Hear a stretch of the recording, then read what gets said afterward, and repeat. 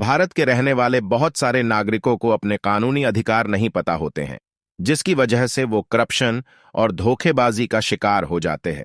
और आज के इस वीडियो में मैं आपको 10 ऐसे कानूनी अधिकार बताने वाला हूं जिनके बारे में आपको पता होना ही चाहिए। तो चलिए शुरू करते हैं।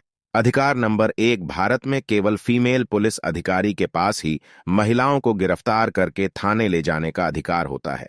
मेल पुलिस अधिकारी को महिलाओं को गिरफ्तार करके थाने ले जाने का अधिकार नहीं होता है।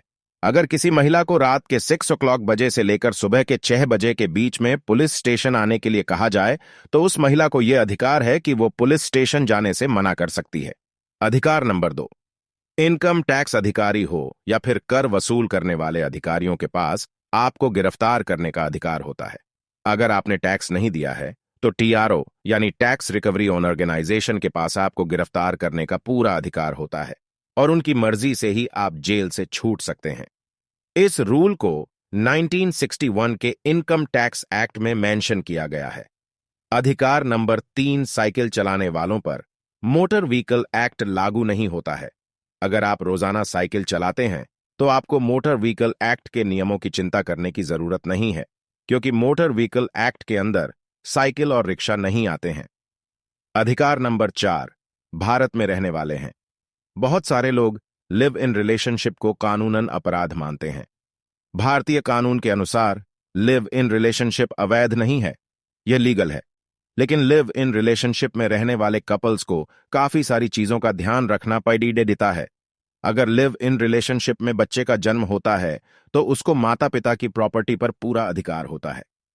अधिकार नंबर 5, भारत में अगर आप पर ट्रैफिक नियमों का वायलेशन करने की वजह से दिन में एक बार जुर्माना लग गया है तो आप पर पुलिस अधिकारी पूरे दिन दोबारा से जुर्माना नहीं लगा सकता है। फॉर एग्जाम्पल, अगर आप पर दिन में एक बार हेलमेट न पहनने की वजह से चालान लग गया है तो आप पूरे दिन बिना हेलमेट पहने घूम सकते हैं। ट्रैफिक पुलिस वाले आप पर दोबारा हेलमेट की वजह से चालान नहीं लगा सकते हैं। अधिकार नंबर 7, अगर कोई पर्सन आपसे काम करवाकर या फिर आपसे उधार पैसे लेकर आपको पेमेंट नहीं करता है, आपके पैसे नहीं देता है, तो आप उस पर्सन के खिलाफ कोर्ट में शिकायत दर्ज करा सकते हैं।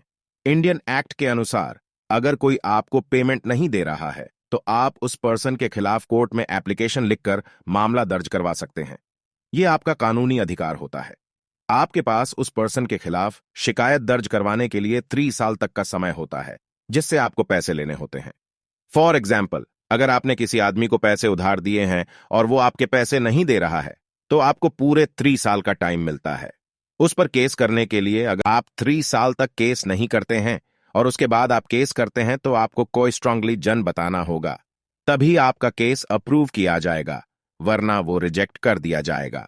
ऐसी और लीगल वीडियोस देखने के लिए हमारे चैनल को सब्सक्राइब कीजिए। अगर हमारा ये वीडियो आप फेसबुक पेज पे देख रहे हैं तो हमारे पेज को फॉलो कीजिए।